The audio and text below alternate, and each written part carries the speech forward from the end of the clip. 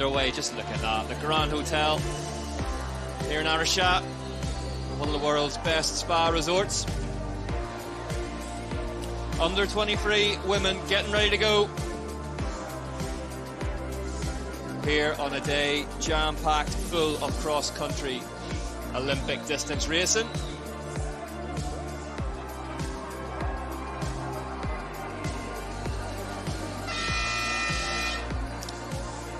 Is heating up out there. 26 degrees Celsius last time we checked. Humidity slightly lower than we've had all week. It's Valentina Corvi getting ready to head onto the front row. We saw her a second ago, Corvi. Holubova for Rovi Specialised.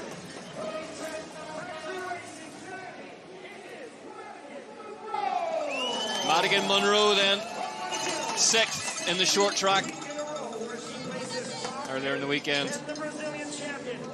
Trek Factory Racing Pirelli, US national champion, but listen to this reception for Giuliana Salvini Morgan. Trek Future Racing, the satellite team of the full works entry.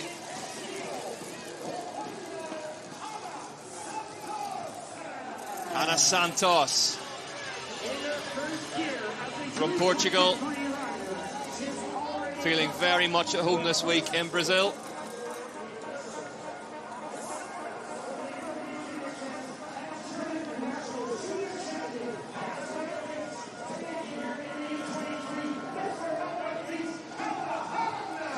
Germany's Carla Hahn delighted with that short track performance earlier on in the weekend. Third there for her, for the German Lexware team. Going well this season, Lexware. Plenty of young talent on that squad. Emily Johnston. Podium in short track for the Canadian national champion. Another Trek on the front row. But this woman in the red and white of the overall points leader, undefeated so far in 2024. Can she pull off what Riley Amos did yesterday evening and make it a perfect start to the first 2 rounds of the year? Joining me in the commentary booth for this one then, Ollie Beckinsale. Ollie, what a track we have in store this evening. I mean, the riders are calling it the best track ever. They're having so much fun during the week. A real mix of tough climbs, but it's on the descent. So many features back to back. Yeah, a real test. Really, really fast going as we see the rest of the start list then. Plenty of racing pedigree up and down that grid. Perhaps slightly fewer than we see at the big European races later in the year, but those who have travelled, some of the world's very, very fastest. As we get ready to go under starters' orders for the first time today at the Whoop UCI Mountain Bike World Series.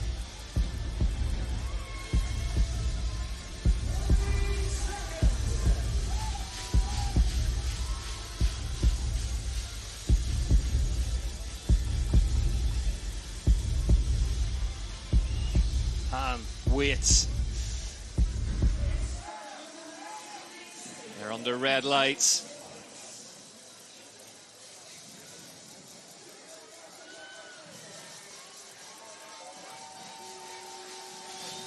And they are green for going Araxa. Bohm getting swallowed up slightly. Not a great start from Kira Bohm. And it's Hahn who leads them. Corvi alongside her as they head out on the start loop for the first time. And this first start loop, they have a small road section and then they cut into the lap, but it's Carla Hahn gone out like a rocket. Carla Hahn really, really leading the pace out front here. So, start loop designed to just thin the group out slightly before they head on the lap proper, but it's quite an aggressive start loop, Ollie. Yeah, 100%, and it's wide-ish along here, but it quickly narrows down and then we're into the more technical climbing, so this start section along here is super important.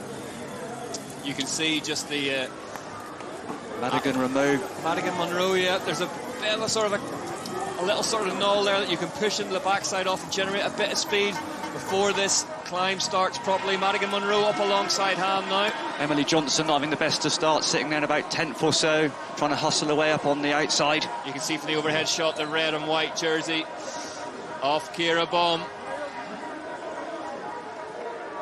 Ciara Bohm, like you said, in this warm-up, winner of the cross-country and the 2 short tracks this weekend, going for the clean sweep. And for her, a rider in such form, you just want to get round this first lap kind of trouble-free, because you know you've got the form. 6 laps for the under-23 women then. Crowds filling up the venue here in Araxa from the very moment the gates opened this morning, so expecting a capacity crowd for the elite races, but there's plenty of them up there currently for the under-23s. We see on this first climb section, it's kind of the characteristic of the Araxa circuit, is the climb multi-line all over the place, and we see Ciara Bohm going on the outside, but Valentina Corvi going around from the longer far side, and there's no obvious line on these 2 main climbs up with the routes, and also we've got one of the climb sections, but this section here is the steepest climb of the course, and it's almost hard to clear. And it's really burned in, and they're off and running. Madigan Munro stalls it out then and forces the ripple effect behind her. The key one now, if you're one of these riders in the line, is just get off early, don't commit. Then you waste so much time. Sometimes it's a skill to know when to dismount. We see Emily Johnson trying to ride it as long as possible and losing time as a result. Yeah, you have to come to a standstill to get off the bike, don't you? Anna Santos there has been swallowed up slightly at the start as well. Big race for her. But Madigan Munro, even though she was the first off the bike, seems to have capitalised well on that. Yeah, that climb as well, I ran it last night, the circuit, and it's kind of burned into one line up it now. The really either tough side of it, it's very, very loose. And the climb here at Araxa, it's almost in steps. We have that steep section, then you have a flat section, but the key is it's almost, when you're riding it, it forms into one long climb. You're never off the pedals. There's no recovery all the way to the top. We see a replay of the start. Juliana Salvini Morgan, the Brazilian. And if she gets half of the support that we saw for Alex Junior Malacarne during the under-23 men's race last night, I think he was up on people's shoulders by the end of it. Yeah, third place for him. What a result. Yeah. Top marks for Malacarne. Brazil, first country to host back-to-back opening cross-country rounds since Canada. But it's Madigan Munro coming into this really gnarly big route section up by the old hotel. Ciara Bohm running second, struggling to hit that A-line. Corvi rolling through. I mean, these routes, there's about a foot deep. You know, just it kind of downplays it on the TV, but when you come up to them, there's 5 or 6 almost like big steps, using the full suspension bikes to the maximum just to kind of cruise through. Yeah, uphill route section, absolutely miserable, but good cross-country racing. And Emily Johnson, after that poor start, is coming through fast. Also as well, Ginia Kalori, the favourite from last year's results. She was 5th overall last year, obviously being in age-related category. The first 4 riders from last year's overall have all moved up into elite. Yep, a bit of a target on her back, Kaluri. The start of this season, but it's really been one-way traffic. Ciara Bohm. Be interesting to see, though. There is Ginia Kaluri going through our shot now for Vittoria Villiers. Interesting to see how Bohm goes on the second half of this lap. It really is one big climb into one lightning fast descent up the jump section as well, which we're set to see shortly. Let's see if it's as much in her wheelhouse as the big long climbs of Mairipora were, but it's Madigan Munro out front at the minute. Yeah, I mean, Ciara Bohm, over the last 3 races we've had here in Brazil, clearly got the power, got the form, but this is the most technical of the lot. On the XCC yesterday, we had a few of the jumps, but they were more the ones that you could roll, whereas in the XCO lap today, it includes the big rock sections and the big log sections that were causing a lot of concern and a lot of recce time for all the riders in the practice sessions this week. As we jump on the drone, then there is a chance to recover. Oof. We saw Madigan Munro this week trek here with Oscar Says, the performance coach or technical coach for the team, spending a lot of time. He must have logged about 30 laps, 40 laps with the riders this week, but I saw him one-to-one a lot of time with Madigan Munro, perfecting these lines, trying the new lines, hitting the A lines, and it's going to make a big difference on this sort of circuit. I love that story. Whenever you asked him about, was he tired after so much time on track, and he said, no, I love it. Oscar Size making the jump from a giant factory off-road racing over to Trek factory this off-season, and the Trek riders really benefiting from his experience. So this climb section now, they come down that pretty broken descent into a fast berm, this one climb, and then we hit the big rock section. Then it's pretty much descent all the way to the finish from here. There is Emily Johnston. Strong opening stanzas off the short track for Johnston, but just faded slightly as the race went on. But Madigan Munro just getting some advice and encouragement from the team staff the side of the track as they head for the second tech feed zone, so they will be able to take on bottles and food. Yeah, and the way the course is laid out, this second tech zone where they can get food but also mechanical assistance, it's quite a long way to the next one, and there's a lot of descending coming in. This is this big rock garden, both riders nailing this A-line straight through the middle. And there is a rock just there on the left-hand side of your screen that has been promising to break some wheels all week long should you hang it up. Valentina Corvi, the first-year under-23 rider, moving up from juniors last year. Oh, Munro superb over that big wooden feature. You can't really see it from that shot, but it's kind of just a mishmash of big, soft, mossy logs that you've got to hit flat out and land the backside off if you want to carry speed. And then she'll swing right now down into another wooden feature. 3 line choices into this one. Just a great bit of racetrack building. Yeah. No obvious line through here. We see 2 line choices. Munro is pinning it. Absolutely flying through that section. Kira Bohm, just hangs up slightly over the 3-metre gap. Justin no more. Munro, this is the steepest climb now. Little punch back up on the road. I say little punch, it's absolutely soul destroying. That's the climb that we used in the short track racing yesterday, but on the top here we now go into a more technical section, big rock garden, and then a massive gap jump. Munro looking superb out there. And she's got a game plan today. I think she technically is really confident. She's had a great practice session and just looking to take it to Kira Bohm, put her under pressure on this first lap and not let her have it her own. Kira Bohm, though, riding well, but just that one notch less confident than Madigan Munro. Through the jump line then, down off the bridge. We're seeing Bjorn Riley clear during the under-23 race for the men last night. I see slight glance over the shoulder from Munro. I think she just needs to keep chipping away, but she has built an advantage over Kira Bohm through that technical fast second half of the lap. But this section now, key as it has been all weekend, it's a long drag after this little river gap around the Sulphur Lake, and it's flat, it's soft, it's full of roots, not easy. And that's where we've seen the more powerful riders bring it back towards perhaps the more technically adept. Yeah, it's about a minute of just pure pedaling on the flat, and I think after you've come off the descent, you've used your legs a lot with those big jumps, so they're not fresh, you haven't been able to recover, and then you hit this meter section.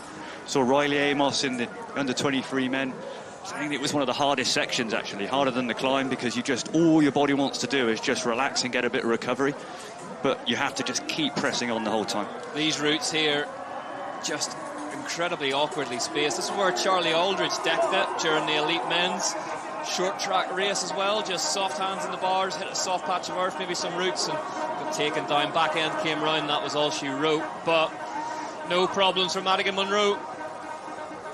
And Munro, clear game plan. She had good legs at the start, worked well, got up to the top of the climb, hit the descent first, knowing that she's probably technically better than the favourite Kira Bohm. And this is the tactic, so ideally now she's just got to keep the pressure on Kira Bohm.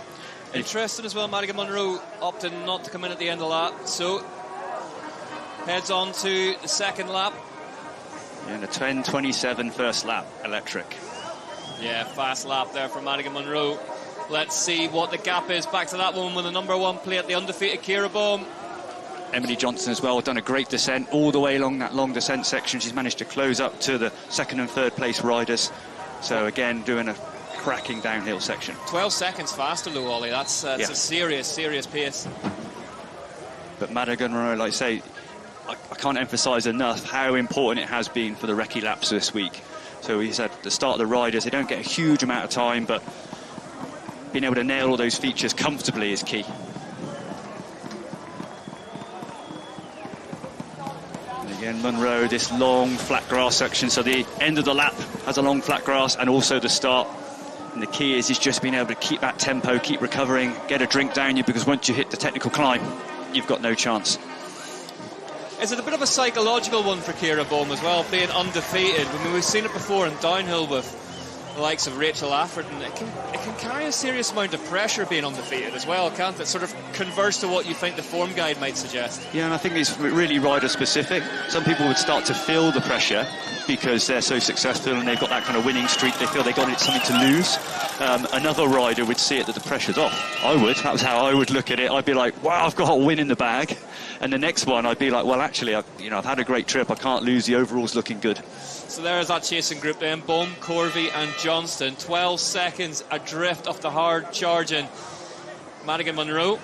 After them, Gina Kaluri's in fifth. 34 seconds down already. Yeah. Gives you an idea of the pace of Monroe up front. Then it's Huber, Onesti, Jacobs, Hahn, Santos.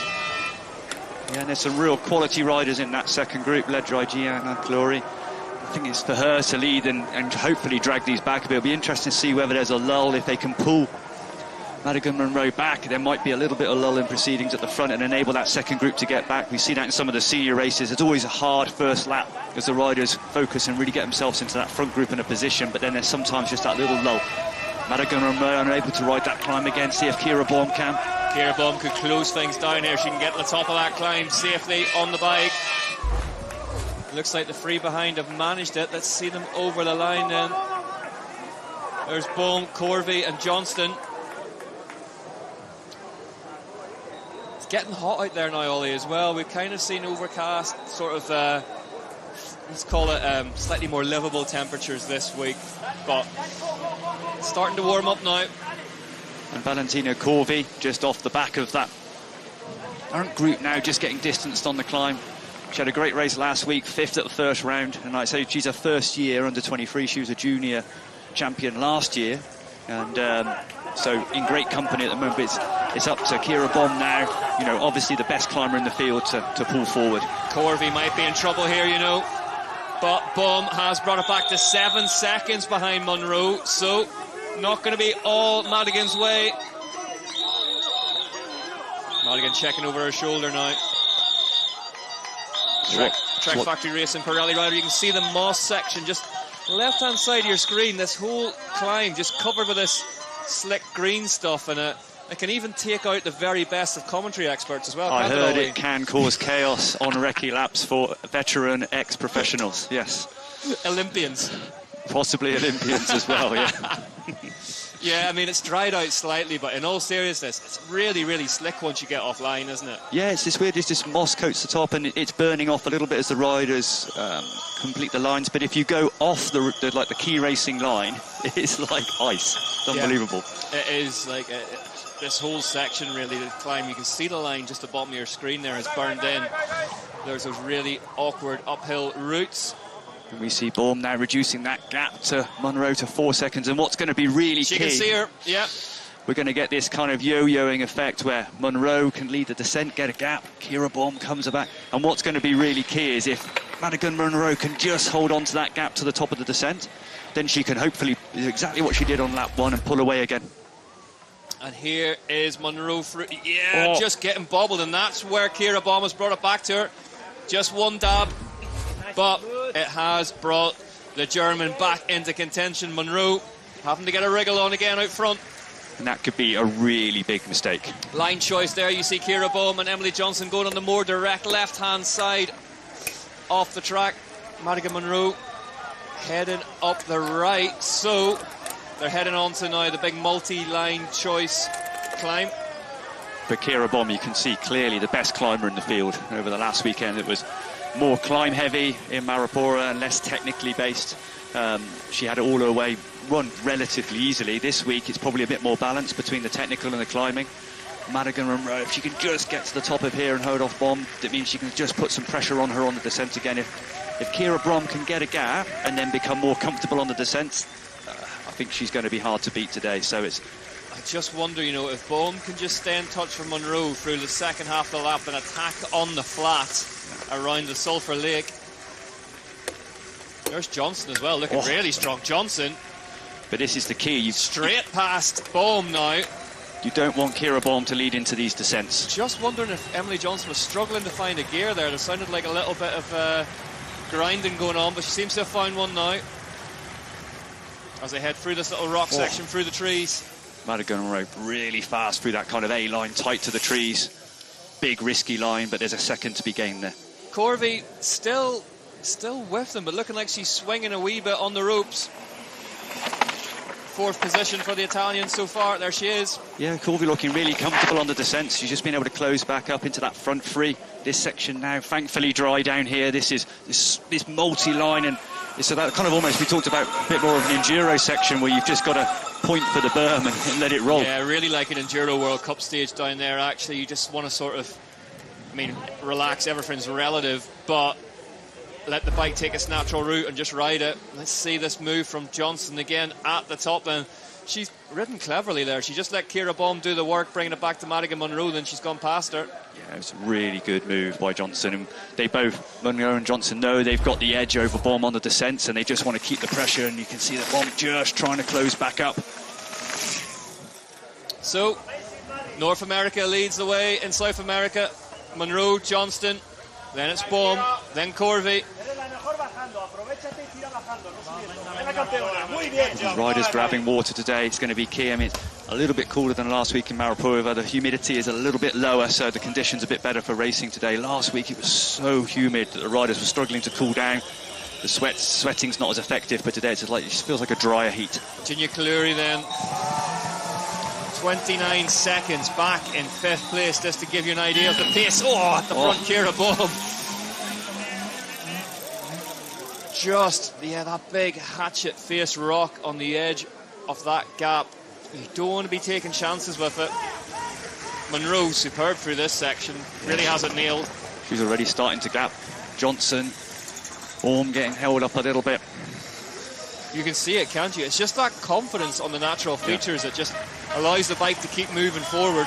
And those two log sections before, I mean, they're big old locks. The first one, you have to rattle over some locks, and then there's almost one lock that gives you a jump, which means you can clear the more technical sections below, but it requires X amount of speed to be able to do that. And we saw riders cause loads of problems in the recce session, just not hitting it with enough speed, and quite a few crashes on that side. I think the most technical part of the circuit. All over that double safely, all over that gap safely. Crowds appreciating it. But this little wood section is so tough as you drop down, multi-line choices, hard work, very hard physically on the body, upper body as well. And that gap jump, it's a big one. And then into this really steep climb, it's this kind of key section. And if it comes down to a group race at the for the win, I think that's where we're going to see the decisive action on that section. It is a big gap jump. And anybody tuning into cross-country mountain bike racing for the first time, all these big features that they're taking off now, they require so much accuracy and thought, and whenever your heart is pretty much trying to jump out through the front of your chest, as Corvey heads past Bohm now. Corvey looking to capitalise. I think Kira Bohm maybe just hung a back wheel up there somewhere. So hard to just be that accurate, Ollie, whenever you're gassed. Yeah, and that's the difference. It's riding it, be able to ride it in practice, but then it's been able to ride it after doing the climb at a maximal pace as well, and you're coming into it almost the brain and the reactions aren't quite as good, so if you're super comfortable. 32 seconds back now, Virginia Kaluri in 5th, so I mean it's early days yet on lap 2, but the top 4, very much the top 4. But Kira Bohm here has done a really good job on this descent. The worry was that Monroe and Johnson, who I feared were the slightly better descenders, would be able to gap her on this section, and then she'd have to close back up on the climb. You can see her just in third wheel, tipping along, barely turn the pedal, Kira Bohm, as they head onto the tarmac and towards the end of the lap. But I think if Kira Bohm hits this climb in first wheel, there's going to be explosions. She's clearly, physically, the most capable of this group. You can see her recovering slightly there as well, just drafting along in the wake of Emily Johnson. And a great lap by Valentina Corey. Just paced herself. Really experienced ride so far. She knew on the climbs that to stay with them, she'd just be going over her kind of threshold or kind of race pace. So she just backed off a little bit, rode the climb at her own pace, and then used her technical skills to come back on again, which is a really smart way to race. Yeah, strong second half of the lap from Corby. She sort of steadied the ship a bit now and is right in the back of this group as we see Kira Bohm swinging the tech feed zone. Pouring water all over herself. She'll probably take a bottle as well for the bike. Just keeping fuel. There'll be some carbohydrate mix or some sugar mix in that bottle probably. Exits well as well, Bohm. Didn't lose any speed at all. So the top four, Bohm, Johnson, Corby, Monroe. As they stand behind them, Ginia Kaluri, 30 seconds back now. I mean, you're talking 7th place, Carla Hans, 49 seconds back. Such as pace being dictated by these four out front. First of all by Madigan Monroe, who's now in 4th wheel all of a sudden. Emily Johnson takes it on at the front for the first time, the Canadian. But I think the way that Madigan Monroe was the best way to do it. She wanted to go off hard, get a gap, hit the descent, try and put Bohm under pressure. I thought that was the best way to win the race today. It hasn't worked. Bohm's ridden really, really well.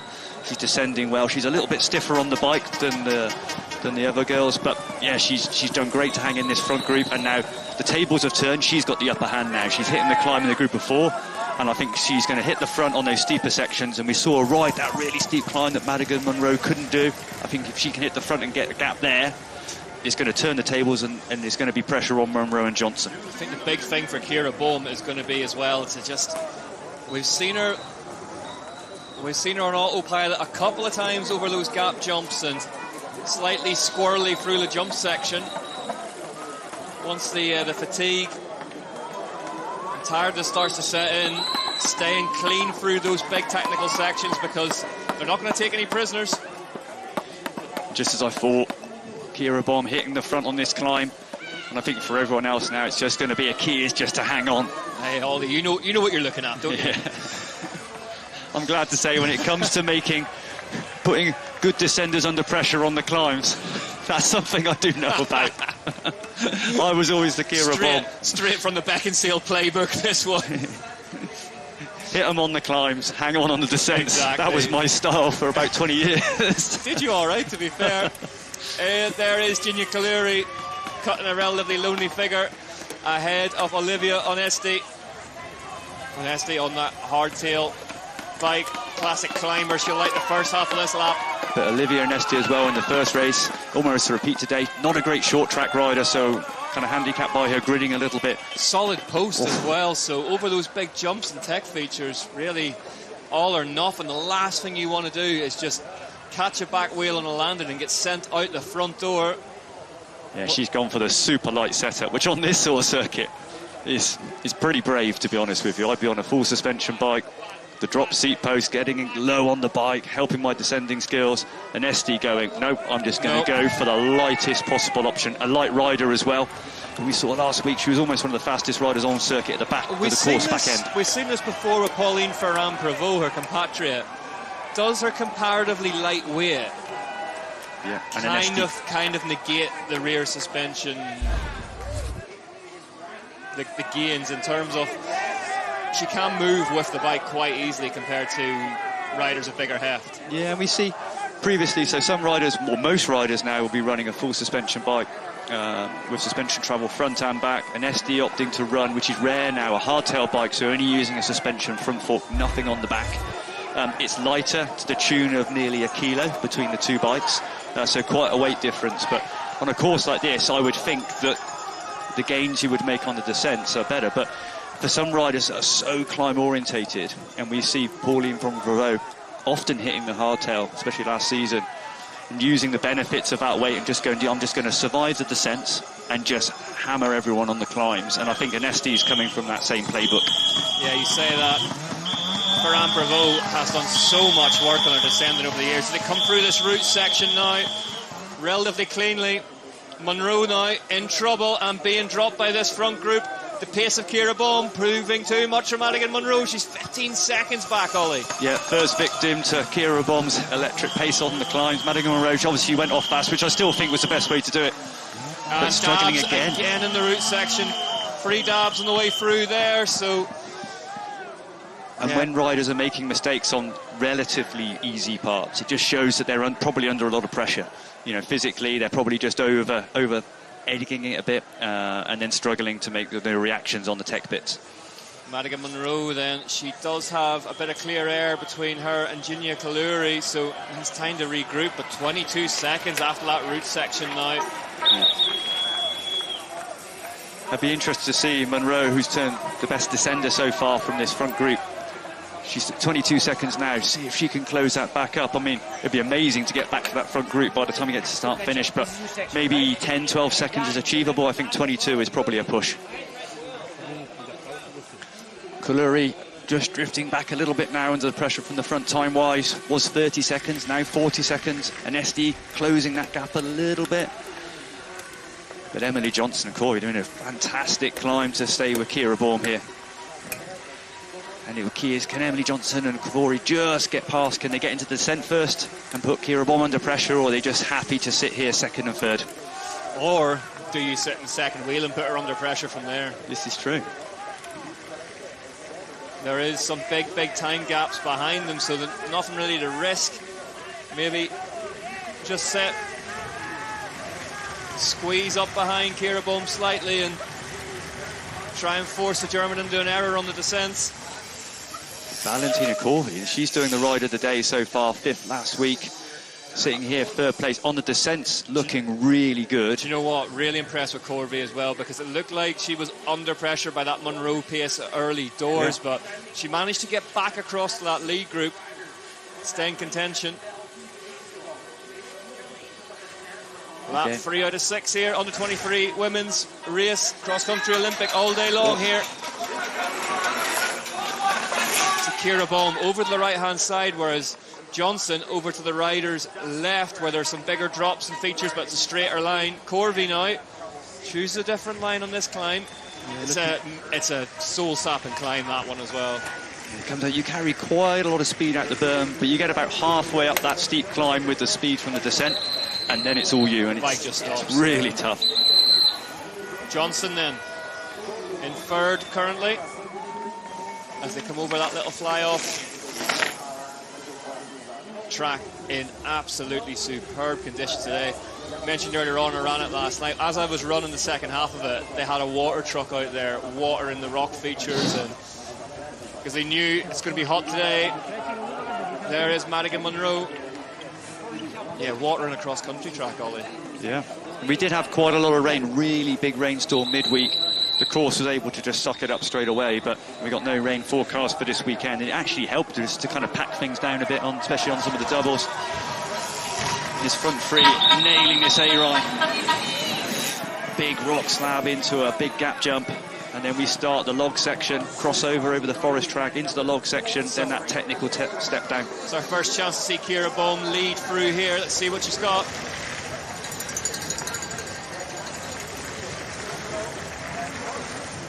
Corby now putting her under pressure. Bohm looking good. Yeah, Kira Bohm riding the tech stuff really good. It was going to be a real test for her here to see how good she is technically. Obviously last year she was, you know, an established rider, but more of a 6th, 7th place rider, not a podium, so didn't really see her much in the racing last year, kind of just off camera a lot of the time. So we weren't really aware of how technically good she is, but she's super capable. But it's Corby who's the strongest technically in this part, and you see just on that jump there, Bohm just getting held up a little bit, rear wheel just casing the jump on the backside, whereas Corby just clearing it super smooth, carrying a bit more speed, and just as I say, I cursed it and she clipped down the corner. Well, Corby, but she's strong again. Look at this, straight away, clipped in, makes a mistake, bang, straight back up. That's super difficult to do when you come to a halt like that, to get back on the pedals in such a tiny gear. That acceleration then was a sign of how good she feels. Ah, you see, so you led that in perfectly, actually. You're too hard on yourself. It was a little test for her. Bohm still out front from Corby and Johnson. Let's see Bohm through the jump section. He hangs up that jump, tags it with the back wheel, doesn't get to the back of it cleanly, but you can just see a bit front end high through the jumps, which would indicate that she's not just as comfortable as the other two. Corby now, making Bohm pay for those mistakes. So to be fast enough on that kind of moto section that she can go, not just close a gap, but go past Bohm. And it just, you know, I think Kira Bohm from the outside looks like she can handle the pressure. Yeah. But I think it's up to Corvi to really put it on and just see if she can force a mistake. Over the little river gap. And then out onto this big flat section. They're all still together, the three of them at the front. Meanwhile, behind them, Monroe, 30 seconds now. The gap back to fourth place. Madigan Monroe well and truly blown.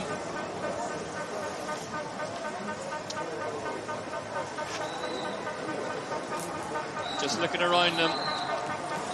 So I don't think it's up to Corvi to force this one. She's not a favourite. What's Corvi signalling for here? Looking for a bit of assistance from everybody else. I think as the younger rider and not the overall winner, it's not her job to go to the front. It's really interesting. We have seen on this flat section some, let's call them constructive conversations between riders all week long, because you've worked hard to get to this point. And the more experienced, just shuffling back in the pack a little bit and letting the uninitiated do a bit more of the work. And I think when we've got a group of three, it's not so stressful. I think when we get into elite races and we're probably seeing groups of 9 and 10 across this section, then it's going to be a big scrap. Apart from, I should say, Riley Amos, who basically had smoke coming off the bike. He was going that fast through that flat section yesterday. Kira Bohm takes another bottle then. 3 laps to go here in Araxa. Kira Bohm as well, super relaxed, coming in every time into that feed zone, grabbing a bottle, pouring it over her neck, cooling down. And also grabbing a bottle for a bike, really smart, losing a couple of seconds, but you know that if you overheat in these conditions, then you're going to hemorrhage huge amounts of time. We've just had a few bottles dropped off by none other than Bart Brenchen, so it doesn't get... Water boys don't get much more prestigious than that in the booth, but Emily Johnson leads the way from Corvi and Bohm. Let's have a look at some slow-mo shots, Ollie. What are you seeing here? I mean, it's these big rock slabs, and it's amazing seeing everyone, pretty much that top 10, everyone we've had on camera so far, nailing these A-lines, and they are so difficult. The rock slab, the features, these are big rocks. They're not just something you can roll over. This is something you've really got to think about before you commit to it. Yeah, that's one of the sections they were watering actually last night, so maybe just trying to blast off some of the dust before race day here. Let's see, Carlahan looks like she's just tucking an ice pack into the top of the jersey, but Kira Bohm begins another ascent, and this is where she'll look to put the hurt on the 2 behind her. Yeah, so we've got 2 kind of the tough, steeper climbs. This is the first one that ends in that real steep ramp, a flatter section, and then we hit the second one that goes up before the first descent.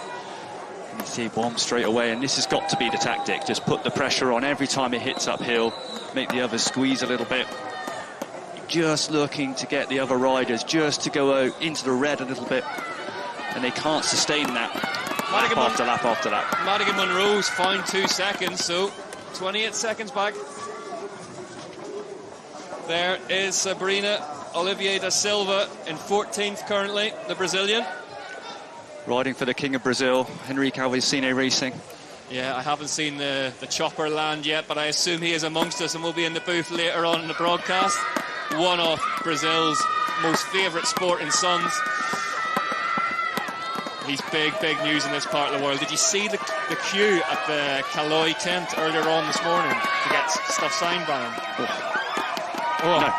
Monroe dabbing at the bottom of this climb, and it's all kind of falling apart around Monroe a wee bit. Yeah, that fast start, and it just shows how difficult this circuit is, and that prolonged climbing. If you do 1 or 2 laps where you're just going over what is your race pace, which I think Madigan Monroe did, then it just say you have to have that payback, and it's a tough way around once you get the lactate builds, the heat builds. She's in negative equity at the minute, but this is stretching at the front now. Corvi just being stretched out.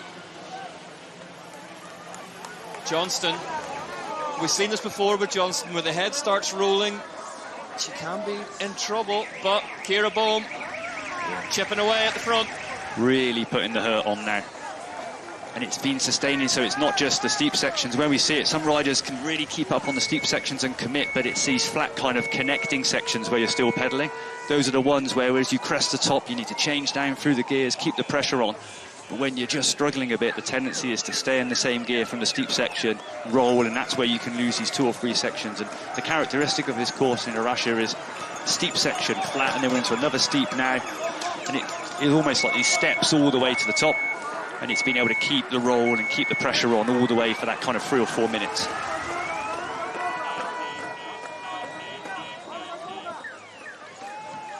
Well, things getting noisy out there. Corvey, 6 seconds back of this woman, the undefeated Ciara Bohm. Emily Johnson now from Monroe, 53 seconds now, back to 4th place. Yeah, this is a hot lap from Ciara Bohm, putting the pressure on, because it's not just Monroe losing time, and Esti and Kalori were sitting there at kind of 30 or 40 seconds, and they're back to almost to a minute now. Is that a direction she's maybe got from the coach at the side of the track, or will it have been the game plan to go on lap 4? I think today you want to just sit back a little bit and let the racing, and she's just moving up. The key part for her is these 2 steep climbs. That's where she can cause the damage and then just get by on the descent. She's riding them really well, but compared to like Madigan, Monroe or Corvey, she's just 1 notch less proficient on those descents, but she's got to hammer everyone on these climbs now. Emily Johnson really gifted her a really clean run into that first bit of the climb, left the door open. Ciara Bohm went straight in. To this last big climb up here in 2 parts, this first section. But Bohm, there's a kind of longer, but it's Emily Johnson's kind of coming back a little bit on this section. She recovered well. The first part of the climb, she could see she was struggling a bit, head to the side, which is a bit of a tell sign, but Johnson coming back, coming past Corey, and looked like she's closing this gap at the moment. And we see Anesti and Kaluri coming back to Monroe now. Monroe, yep, the magnets are on.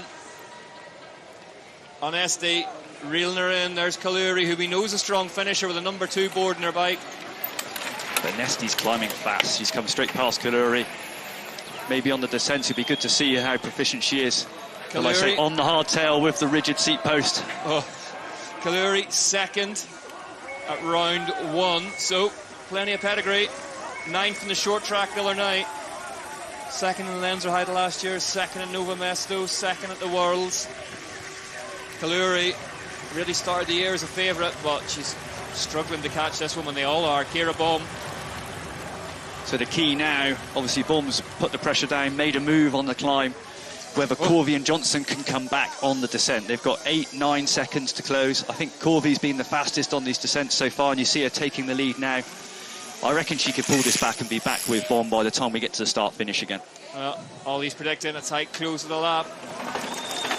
Psychologically, that wouldn't be great for Bohm, having put all this effort in through the first half. If Johnson could get back in her back wheel, but you just see she's sort of picking her way down through that section. Good line from Corvey there. Yeah. Wheels much more in line, much straighter. Corvey visibly quicker, carrying really good speed. That means she'll hit this berm with a bit of extra speed and pace. That will carry her up the climb.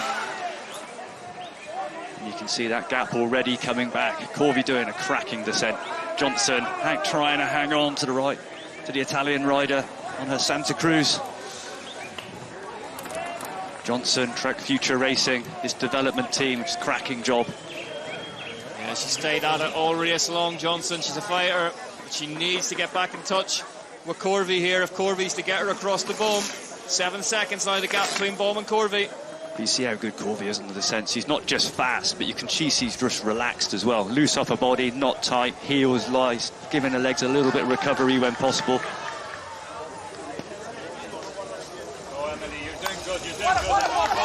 You're doing good is the message from the team. She has caught Corvey again.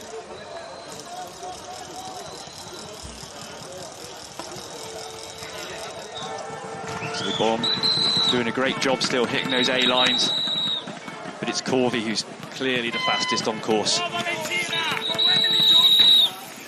All of them clearing that little gap on the way out of there cleanly, but here is the battle for 4th place behind him. Virginia Kaluri now to the front of it as Madigan Monroe tries to cut her off the top of that climb. Doesn't quite work. The Swiss rider keeps it ticking over. There is the move. So I think in this group there's quite a difference between Anesti's climbing ability and a descending ability. So Monroe and Kaluri desperate to get past and not get held up on the descent.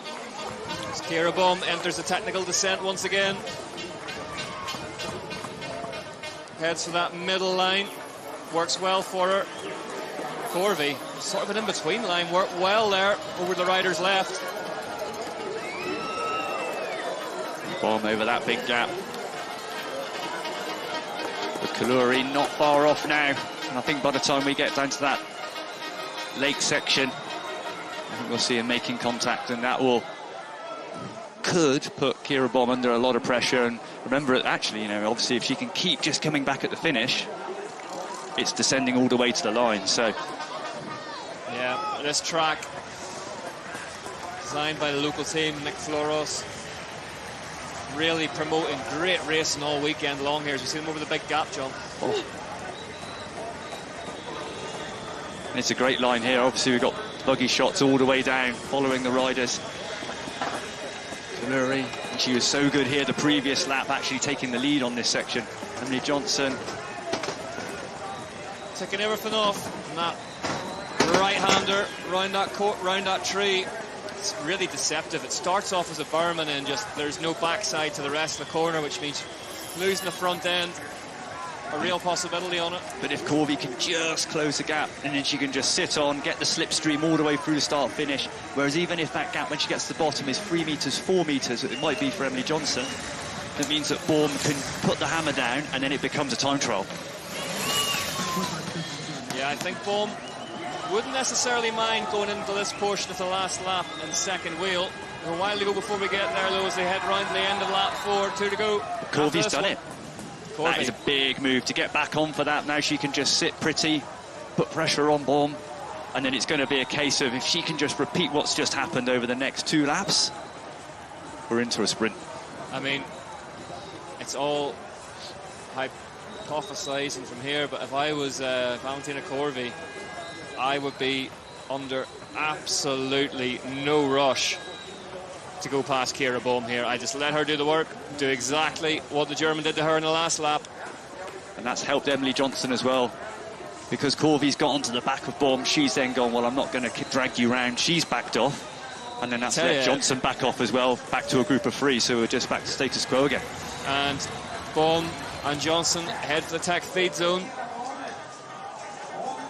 Yeah, Johnson, she's really done in that lap what Corvey did a couple of laps ago and got distanced and rode her way back onto the front of the race superbly well. And this is the circuit. The big climb suits Bohm, and then the big descent suits Corvey. And it just evens out over laps. Such a classic late race lap. 2 laps to go, and you can see the pace dipping as no one really wants to take this on and force the questions at the front. If I was Corvey now, I'd be getting off the front as quick as I can, getting to the back, using a bit of road race skills. There's no point in her dragging everyone along here. Throw the anchor out. Yep. Because you know how strong Kira Bohm is in this climb. What you don't want to do is drag Kira Bohm all the way to the bottom of that hill and then let her put an attack on you. You're better off just placing her at the front, making her to do the work, knowing what's going to come on the climb and just hanging on. The level of cross-country mountain bike racing in basically every classification so high now. This track here in Araxa really bringing out the best of everyone.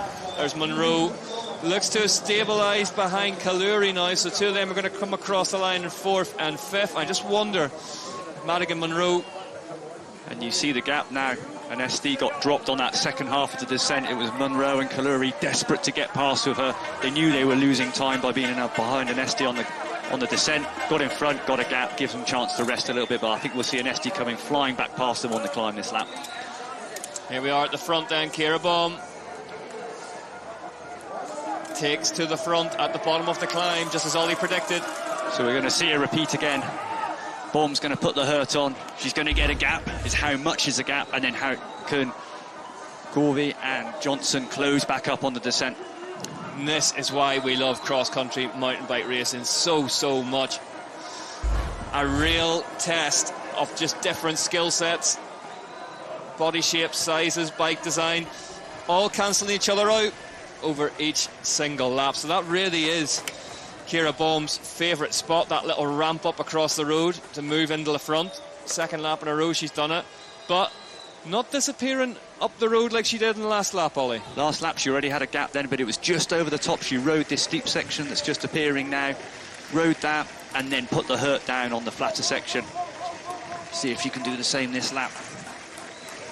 Ciara Bohm, 22 years of age, riding for Cube Factory Racing, having herself a standout season. 3 out of 3 so far. Can she make it 4 out of 4? Behind them then, 56 seconds behind them, it's Kaluri and Munro. Yeah, they did a good job that lap. That gap kind of stabilised. And we see Anesti coming back on the climb, the kind of flyweight rider. She's got that really classic climber stance, hasn't she? Hands in towards the stem a bit more, elbows at right angles.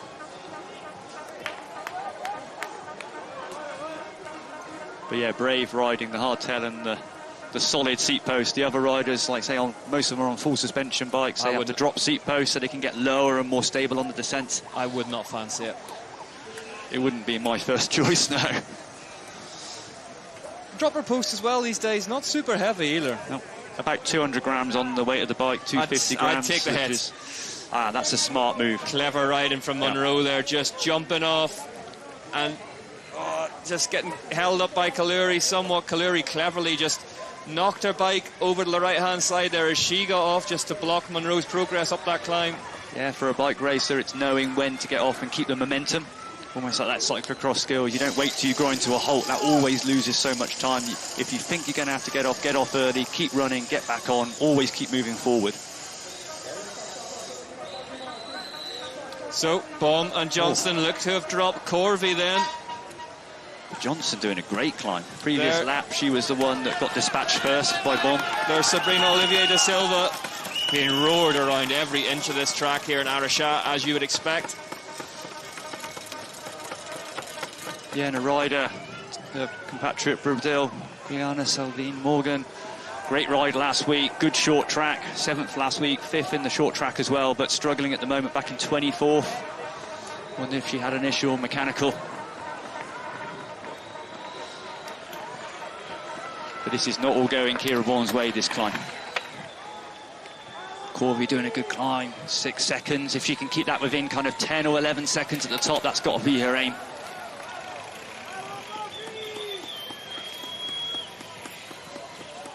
First time we see that gap from 4th, going out over a minute now to Kaluri and Munro. Yeah, moving backwards slightly. The pace still high at the front.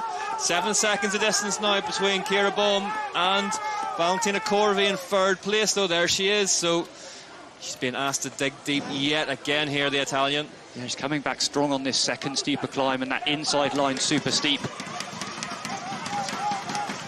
Kaluri by herself looks to have dropped Munro. Munro on the A line. Can she nail it this time? Yep. She'll be chuffed with that.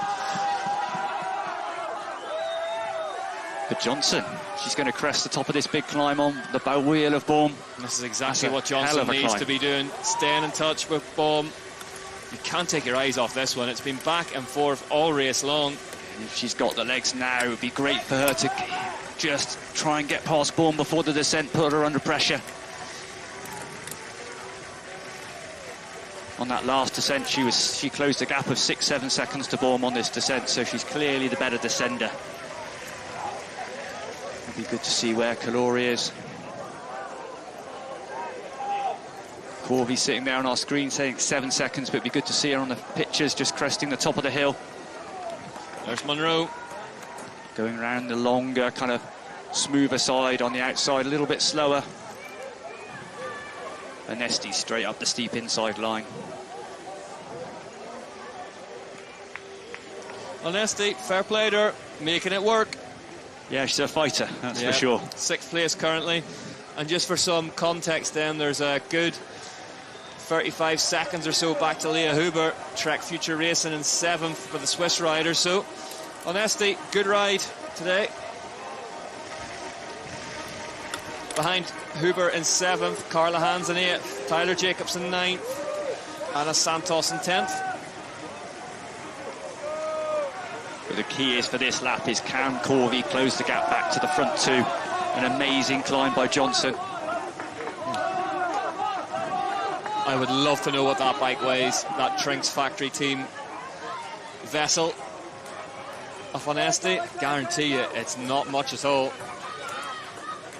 And Anesti did. Kaluri and Munro did a good climb. Anesti hasn't been able to get back on by the time she's got to the top. These two still welded together at the front. Bohm, Johnston. Johnson happy just to sit and follow Corey. Here we go, Corvey closing that gap already. It was 9 seconds at the top, back to 5 seconds now. 6 seconds. Valentina Corvey doesn't know when she's beaten, does she? Just keeps bringing it back. Great to see.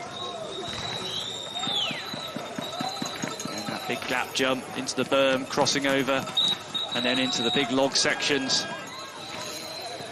Corvey fast into those berms, carrying good speed.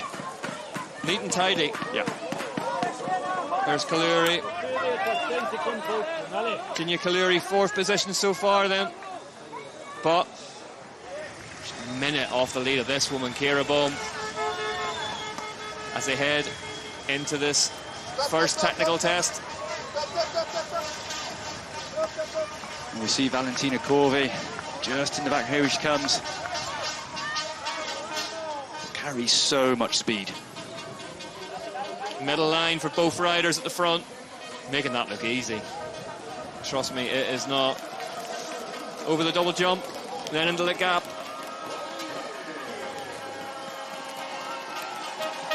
Both of them have been technically pretty much perfect, but look who's back. Valentina. It's going to be really key now. Corvey, excuse me. I think she'll do it, but she's got to get back to that front two before the water section. So that almost a kilometre almost of mostly flat through the start finish and along the first straight before we start the technical climb again.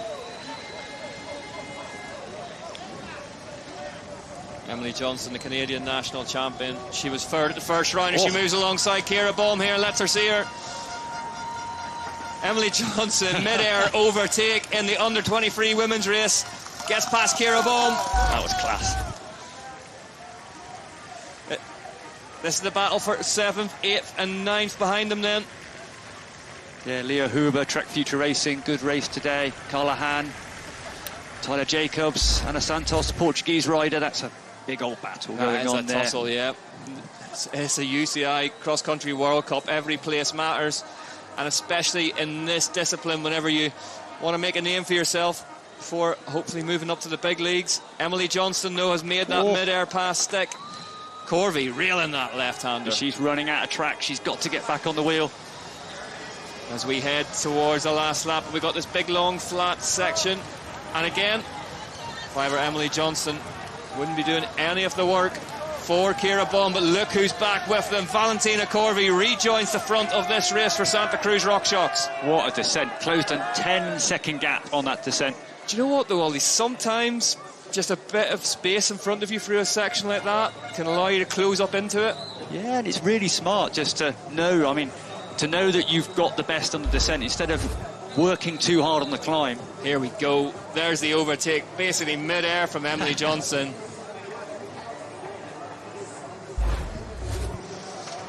That jump line being really, really decisive all week long for the riders who are comfortable with it and those who aren't.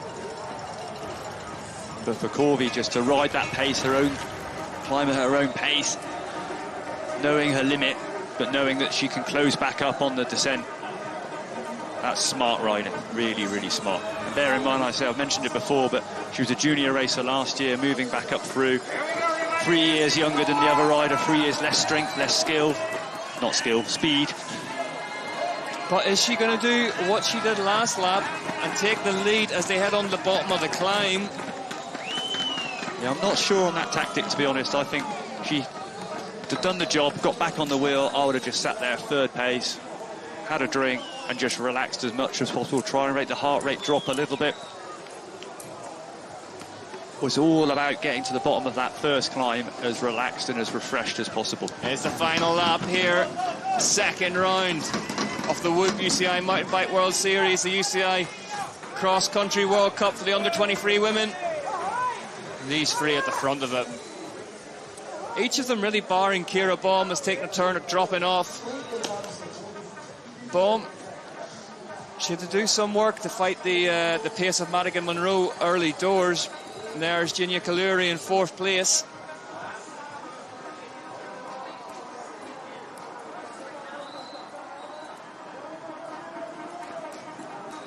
Here they are, three abreast.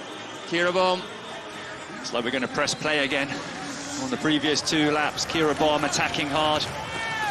And it's important for both Johnson and Corvey not to be dropped now.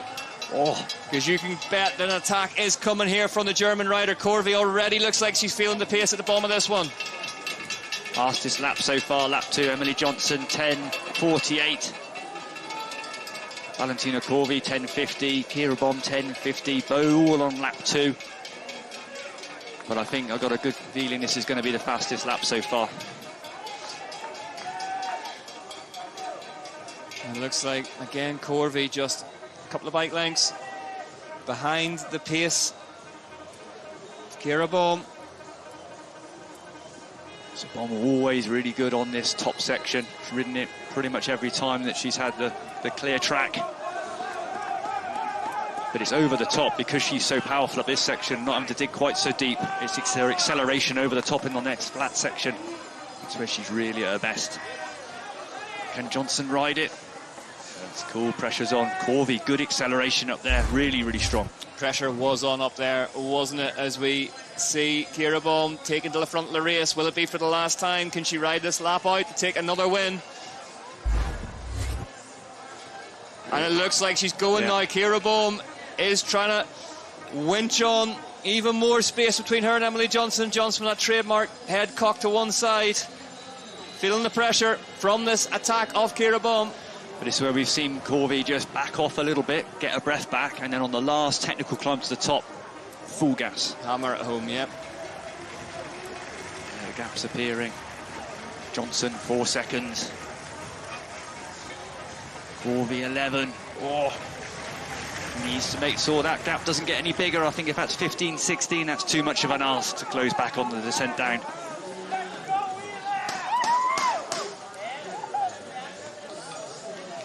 Kira Bohm for Cube Factory Racing then. Can she make this as successful an first couple of opening rounds as Riley Amos did for Trek Factory Racing Pirelli? But Emily Johnson, Trek rider, doing a good climb, holding that at the 3 seconds. Proving herself to be the better descender on the way back down, having the previous lap overtaken Kira Bohm mid-air. Kira Bohm, though, has kept cool at the front, hasn't she? She hasn't been fazed by these attacks from Johnson. No, Johnson's been put under pressure in different parts, but keeps with the plan, the process, hitting that climb, putting the pressure on. But Kira Bohm, descending well. Kira Bohm knows that she's going to come under pressure now. Johnson does have clear air to attack in the technical section once these climbs are out of the way, so she needs to make hay while the sun shines here.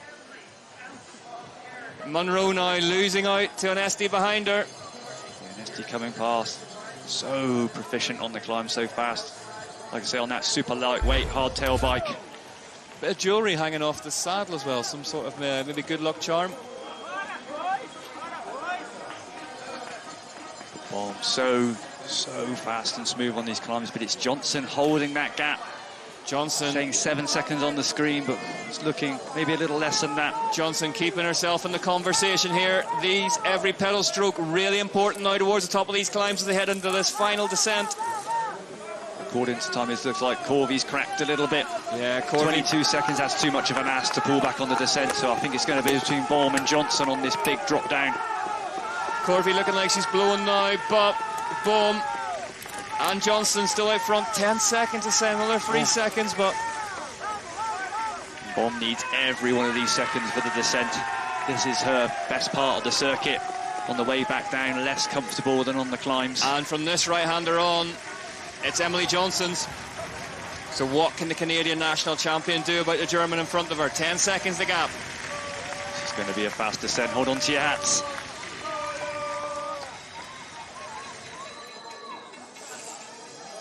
Kira Bohm, what does the gap look like now behind her? It's chunky, 14 seconds to Emily Johnson. So Kira Bohm pulled the pin here. Is that gap going to be enough to seal her fourth victory unopposed? That last climb up to the top, Bohm must have ridden that so fast. She just piecing her way down, carrying good speed still. into this big berm, and then we've got basically the last climb of the circuit. You get about halfway up with the berm speed, and then it's all up to you. Quite steep to the top, then we're into the big rock garden that starts the big main descent back to the finish. Yeah, there's that one punch after the gap jump, but really at the top of this, the guts of the climbing is done. 13 seconds, Johnson's found a second. And that was key then. We saw Bohm just coming around the corner before Johnson had come into sight. So out of sight, out of mind. Yeah, just making things all the tougher for that woman on your screen now, Emily Johnson. I think if Johnson just could have seen her on that climb, it would have just given her that kind of carrot just to chase down the descent. But as it happens, you turn the corner and it's empty track. It's kind of a bit demoralising. Keep going, keep going. In terms of straightforward messages, they don't get much more straightforward than that one. Ciara Bohm heading towards win number 4. And an SD closing on Kaluri a bit in that battle for 4th. Front end high, but any landing's a good landing. Ciara Bohm gets the cube set down after that gap jump. Like I said, that was a hard climb, fatigue kicking in, and it's just hitting those A-lines that you know. But it's a stage in the race where a mistake is easy to happen. 11 seconds, so Johnson's found 2 more now. She is coming back towards the German. Has she got enough track to be involved in the fight for the line? Corvey, 31 seconds back. Kaluri, 1 minute 24 back. Monroe, 2:16 back. So Ciara Bohm, another standout ride in the women's under-23 class for the German. Doing a great job, just piecing down, trying to stick to those lines. One little steep climb, and then the big supercross section to the finish. Looks behind her. Good opportunity up this climb. You can see all the way back up that descent. 12 seconds to Johnson. She is catching her now. 12 seconds, the gap. But is it going to be enough? Is it too little, too late from Emily Johnston? Ciara Bohm needs to nail this section cleanly. Through the jumps. Just catches an edge there. Yeah, just getting hung up a little bit on the landings. Lands to flat on that one. Every time you do that, is a second here, second there. It just kills the speed a little bit. Round this right-hander, ducks round the tree.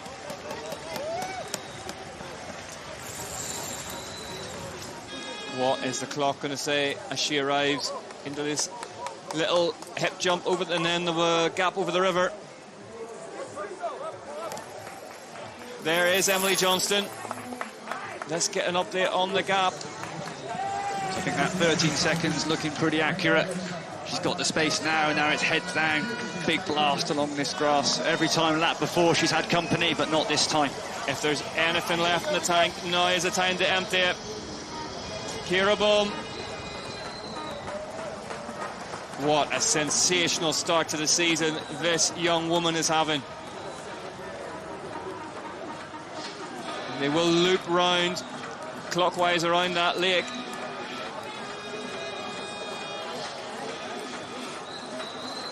Corvey, 31.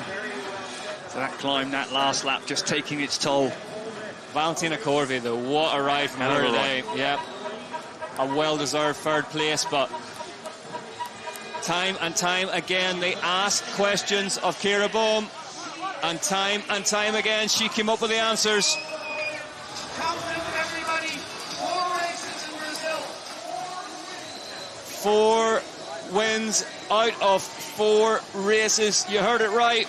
Ciara Bohm, undefeated in 2024, undefeated in Brazil. Ciara Bohm wins in Araxa.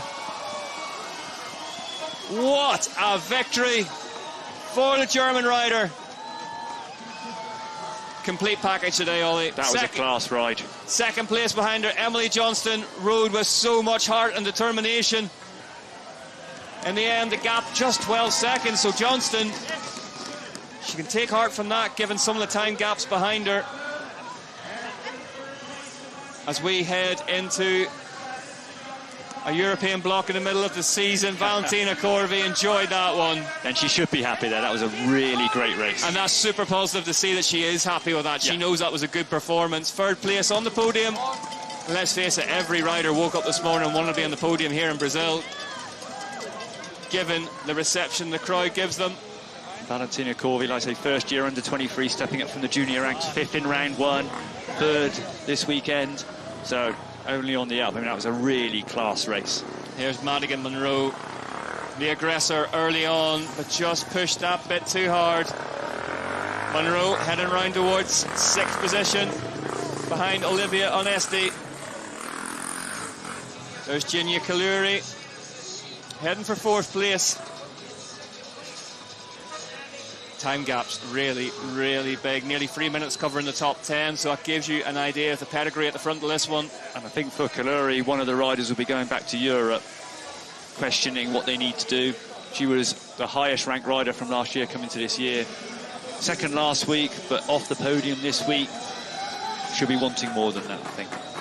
Olivia Onesti, though, another strong performance to start the season.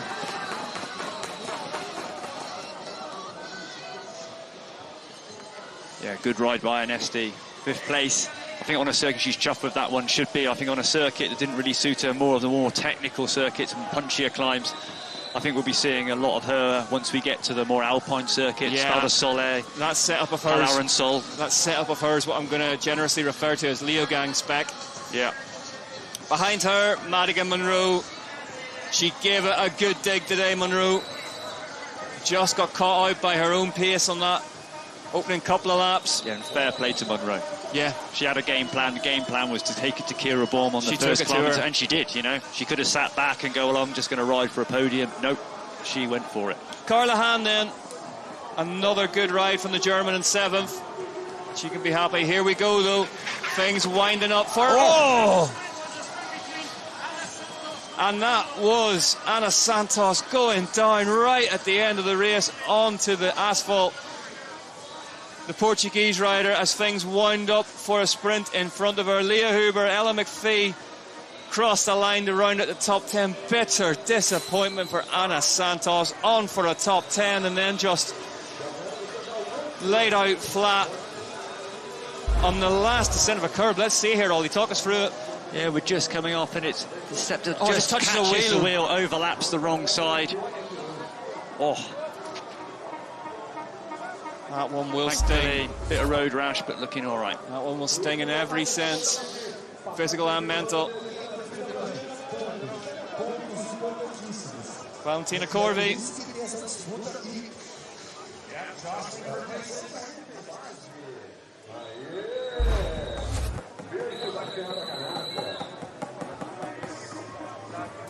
But yeah, Kira Bohm, 4 from 4. Big step up from last year. Absolute smashing, dominating today, and that was a really mature performance. She was under a lot of pressure on the descent. She was descending well, but under pressure from some of the more proficient riders on the descent, but just sucked it all up, gave it to them on the climbs, used her strength. But Emily Johnson should be super happy with that race as well. She should be, and she was close. Yeah. You know, you have to say again, Kira Bohm, no real mistakes in there. I mean, she hung up a couple of the jumps, but one big error from her, and we could have been talking about a very different set of results, as Bohm, congratulated by Hahn. Spetsna crosses the line in 15th. Big gaps today, though, as well. 4 Chunky. minutes back into the kind of late teens. But the race was on from the get-go. Monroe taking it all on early doors. Kira Bohm and then setting up for a battle. Emily Johnson pushing the pace. But yeah, that was intense. Low 10s on the lap times as well.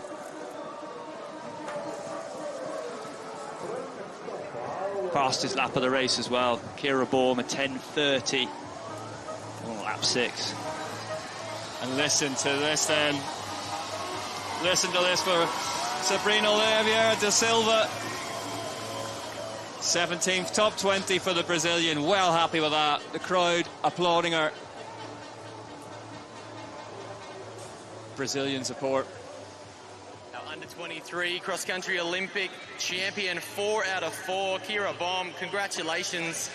Tell us, how hard was that? You looked effortless out there, but obviously that was harder than it looked. Yeah, so Emily and Valentina made it really tough for me today.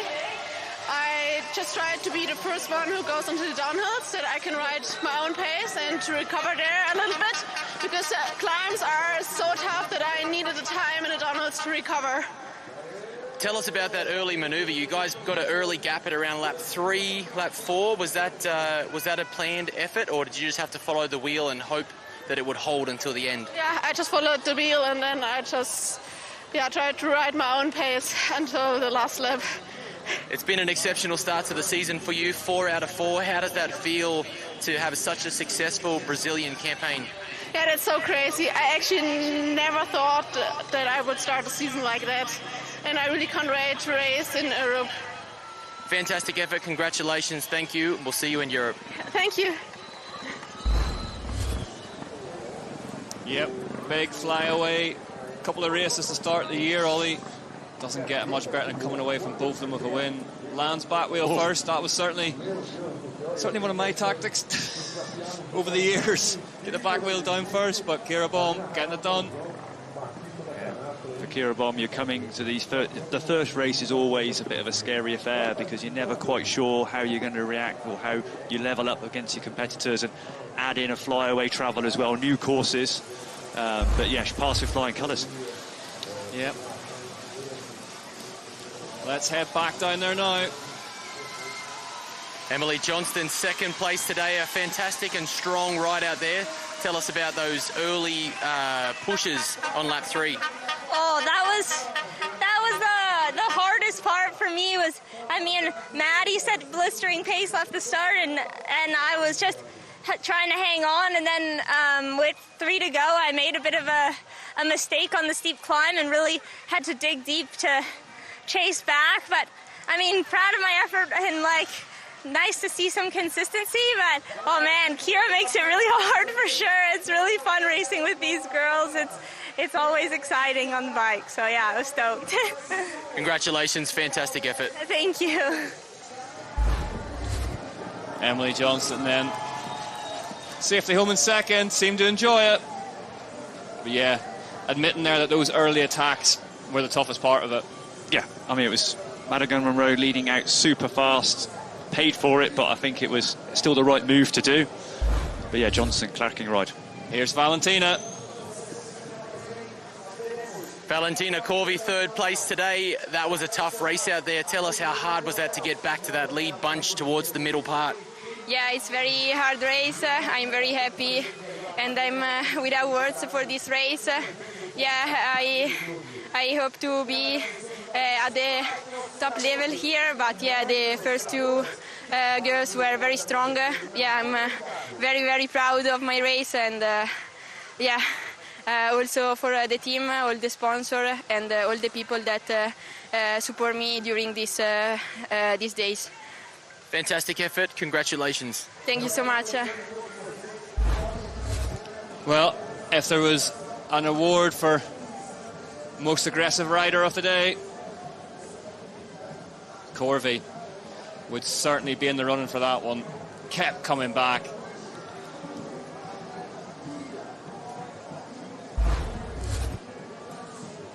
Let's have a look then at the highlights.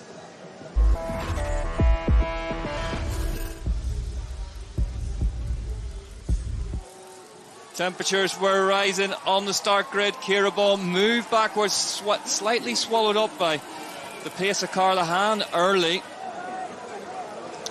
And then it was Madigan Monroe in the Stars and Stripes who decided that if she was going to beat the German, today was the day. So they were off and running behind him at the top of that first pinch.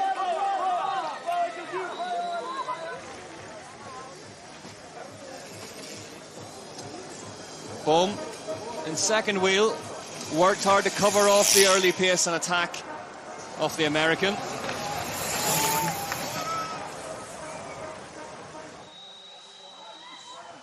But Monroe went deep, and in this bobble in the roots, allowed Kira Bohm and Emily Johnston to rejoin her. Johnston didn't fancy waiting around. Moved past Bohm. The German rider soon retook the lead on the climb. Valentina Corvi joined them, the Italian. Santa Cruz Rock Shocks.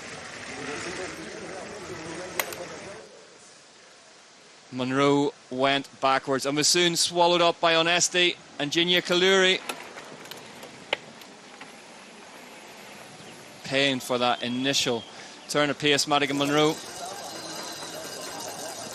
Corvi took the lead a couple of times, but just made a bit of a tactical error and leading Bohm onto the climb. Bohm overtaken by Emily Johnson mid-air on the jump line. Spectacular scenes here in Araxa. Once again, Corvi took to the lead. And as I say, led the number one bike of Bohm onto the base of the climb where she was strongest.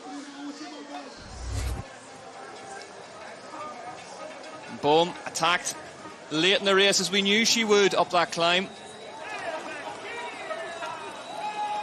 And then rode superbly on the technical section. Back down again to take the win. 4 out of 4 for Kira Bohm. Emily Johnston will be happy with that performance, given those time gaps sizable behind her. Nearly 3 minutes covering the top 10.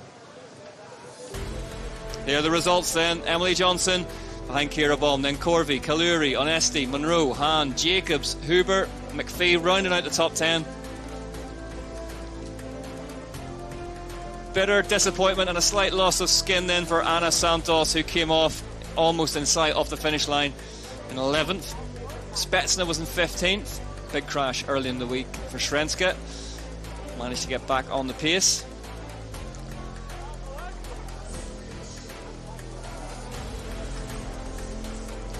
Brazilian trio rounding things out. There is the Grand Hotel. And here are your fastest lap times. Ollie, no stopping Kira Bohm on lap 6, was there? What a lap. I think we saw the pace for Madigan Monroe, 10:26 on that first lap, and that was the slightly quicker first section on the road, but to match that basically on a 10:30 on the last lap, that's bonkers. Absolutely. Didn't she dig deep? 10:30. Yeah, to go 20 seconds faster, 25 seconds faster than the previous lap, that is some turn of speed, and it shows how close that race was and how much pressure she was under. Well, pressure makes diamonds, as is written on top of Kate Courtney's helmet. We'll see Kate coming up along with the rest of the elite women in the cross-country Olympic race very, very shortly, as we get ready for the podium celebrations here for the under-23 women.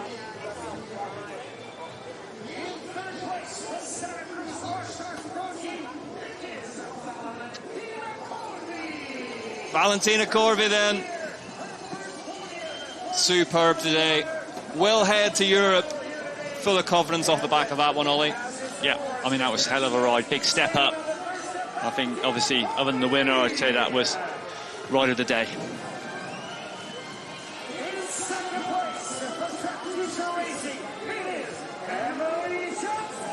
Emily Johnson, another podium appearance for Trek Future Racing. The Canadian.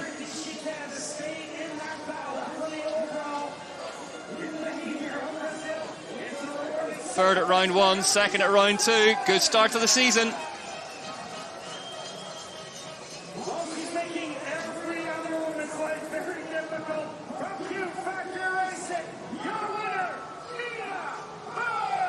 Kira Bohm. I'd say she'd race again tomorrow if you asked her. 4 out of 4. Nothing but top steps for the German. Yeah, complete domination, and we've seen it in the men's under 23 as well. Riley Amos, both her and Kira Bohm, 4 from 4.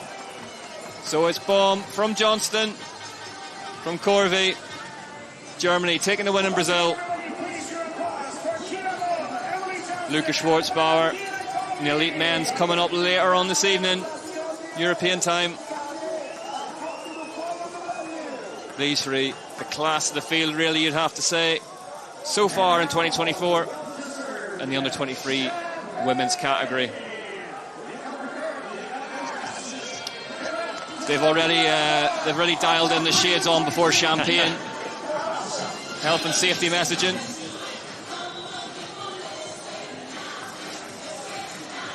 Bit of a break to the next race, so time to neck a bit more champagne this week than Travel last week. day tomorrow, you can have a few glasses of champagne this evening, that's fine.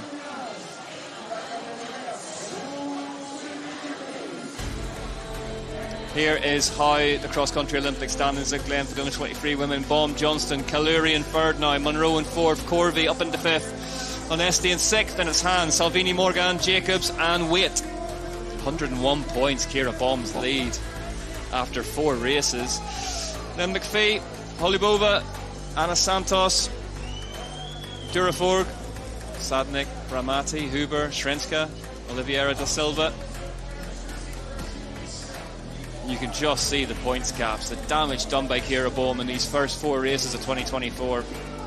And obviously she's had 4 from 4, but behind her there's been a mix of riders in the various podium positions, you know, 2nd to 5th. Riders taking points off each other. And there is the overall points leader's jersey.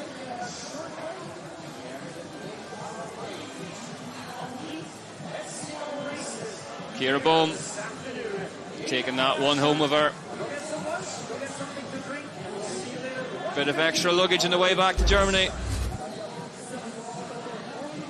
where she will begin preparations for Novo Mesto na Morave, one of cross-country racing's big days in the sun. Hopefully sun. Coming up in a couple of weeks' time. Next up, though, cross-country Olympic elite women's racing here from Araxa. The Whoop UCI Mountain Bike World Series just gets better and better. Plenty of intrigue this afternoon on one of the best cross-country tracks we have seen in modern times. Ciara Bohm was unstoppable in Brazil. Can anybody match that kind of performance in the elite category? Plenty more racing to come right here. Thanks for watching. Don't go anywhere.